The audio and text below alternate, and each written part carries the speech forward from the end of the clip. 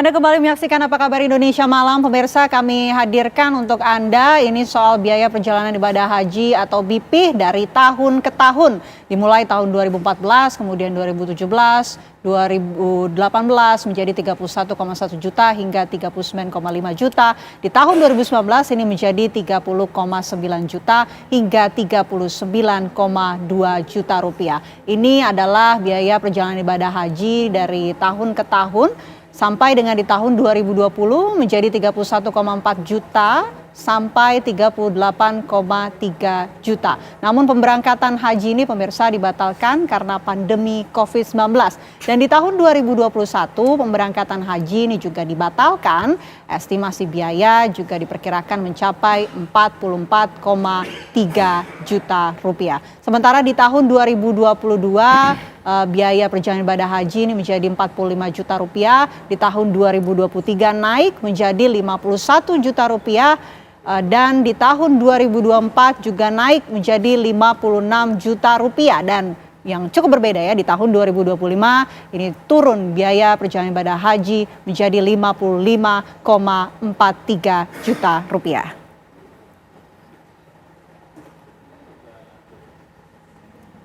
Ya, kembali kita lanjutkan dialog kita. Pertanyaan menggantung saya untuk Pak Wamen tadi. Ini apa yang sebetulnya masih dirasa kurang oleh Pak Presiden? Apakah ini artinya ada jaminan untuk biaya haji ini masih bisa diturunkan begitu Pak Wamen?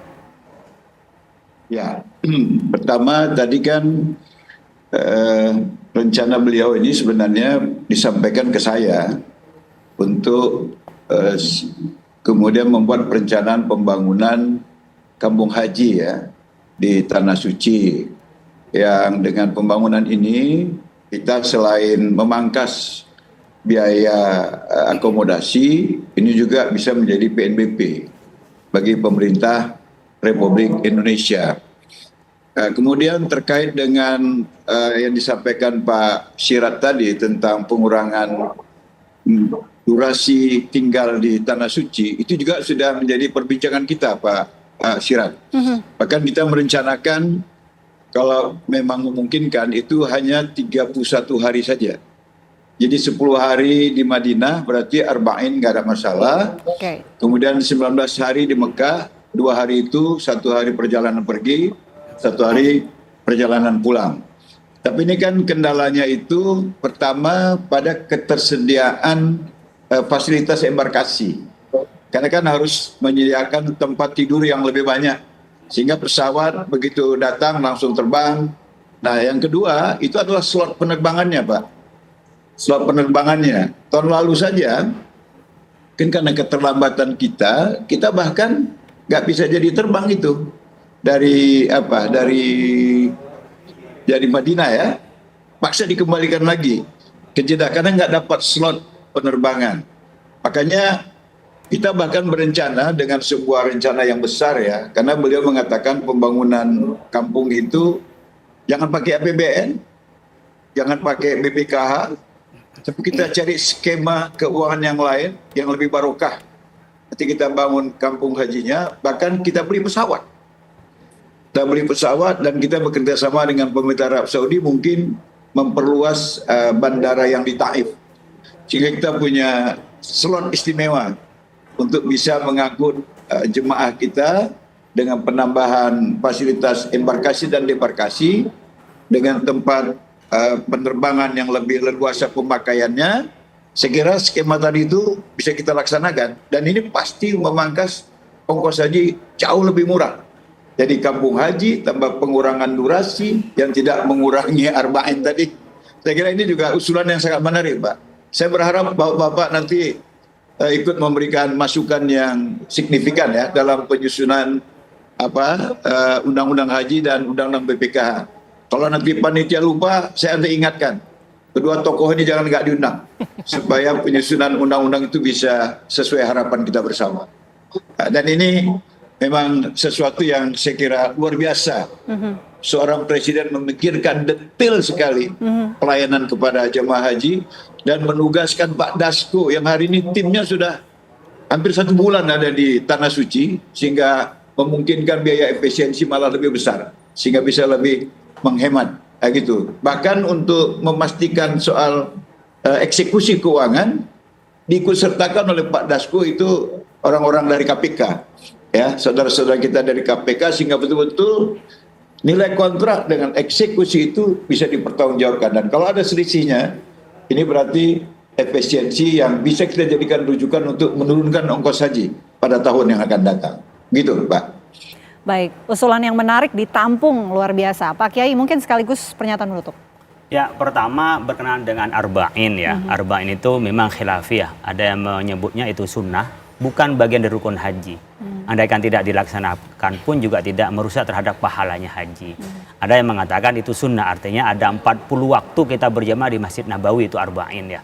Kemudian memang beberapa waktu lalu kami memang mengusulkan bagaimana bisa mengefisiensi dengan cara durasi. Seperti haji khusus kan nggak lama, bisa 20 hari. Ya. Kalau itu umpamanya di efisiensi ketika di Mekah, umpamanya pas memang menjelang haji. Sehingga memang tidak ada rukun yang ditinggalkan tapi lebih sedikit. Saya pikir kalau dengan pola seperti ini, Romo Syafi'i menyampaikan, saya merasa gembira. Dan dengan adanya BPH, ya, Badan Pengelola Haji, itu artinya ada inovasi baru yang harus dilakukan lebih ramping, lebih mudah. Sehingga tadi semangatnya, saya setuju pelayanan dari pemerintah, sehingga bisa menekan unsur bisnis yang berlebihan. Makanya orang berangkat haji itu kan ada 3 unsur ya, ada 3 model. Ada orang berangkat haji itu karena ingin bisnis, jadi pelayan haji, ingin dapat uang. Ya sah saja, tapi dapat pahalanya bisnis. Ada orang yang berangkat haji karena gaya-gayaan kan, wah saya biar kelihatan haji. Dia mungkin nggak dapat apa-apa kecuali riya. Tapi ada yang satu, orang berangkat haji adalah orang yang karena Allah dia berangkat haji. Kemudian pemerintah, kita semua yang melayani haji, petugas haji, dia bisa haji, bisa melayani, bisa dapat 2. Artinya ada pahala yang dia melaksanakan ibadah haji, ada pahala karena dia melayani para orang-orang yang berangkat haji, apalagi banyak lansia. Oleh karena itu saya pikir inovasi mengurangi untuk di sana, kemudian juga kita bisa dari aspek tawar-menawar dari konsumsi itu bisa diperbaiki ya, sehingga tadi kelebihan-kelebihan itu bisa diefisiensi. Kadang-kadang kan karena ada berapa tangan nih, sehingga bisa mahal. Kalau umpamanya awalnya ada 3 pintu menjadi 1 pintu, kan sudah ada 2 yang bisa dipangkas, sehingga turun itu turun harganya tidak mengurangi terhadap pelayanannya dan kualitasnya. Mudah-mudahan sukses Pak Wakil Menteri. Amin, amin ya rabbal alamin. Sukses dan menjadi ada perkhidmatan kepada warga Indonesia yang melaksanakan ibadah haji. Amin. Pak Mustoli, singkat saja. Jadi kalau menurut saya bukan soal efisiensi biaya yang akan menjadi kendala, Mbak, terkait dengan naik turunnya layanan Pak Wamen, tapi adalah pengurangan petugas yang dipotong 50% oleh pemerintah Arab Saudi, Mbak, dari 4.200 menjadi 1.200 sekian. Ini saya kira akan menjadi titik yang perlu dievaluasi betul oleh Pak Wamen dan jajarannya. Kenapa? Dengan berkurangnya petugas, maka kemampuan petugas yang sekarang dihadirkan harus 2 kali lipat semangatnya daripada di 4.200 itu. Saya khawatir terjadi misalnya insiden tahun 2023, insiden di Musdalifah, ketika ribuan jamaah haji itu terdampar karena keterlambatan jemputan armada. Nah, itu kemudian bisa diatasi di tahun 2024 dengan Kementerian Agama menerjunkan banyak sekali petugas. Nah, sekarang petugasnya dikurangi 50%. Bagaimana dengan sektor khusus seksus seperti di Masjidil Haram, kemudian di Madinah, kemudian di Arafah, di Musdalifah, di Mina. Saya kira titik krusialnya bukan di tadi pengurangan efisiensi dari biayanya, nominalnya, tetapi adalah ketika petugasnya dikurangi. Ini yang saya kira perlu mendapatkan perhatian khusus dari Pak Wamen, kemudian dari Menteri dan semua jajaran di sana. Itu poin-poin yang perlu dapat perhatian khusus. Terima kasih banyak Pak Mustoli, terima kasih Pak Kiai, terima kasih Pak Wamen, Pak Romo Syafi'i atas waktunya di Apa Kabar Indonesia Malam. Mudah-mudahan usulan ini kemudian nanti bisa dibahas lebih lanjut ya. Terima kasih Bapak-Bapak atas waktunya. Selamat malam.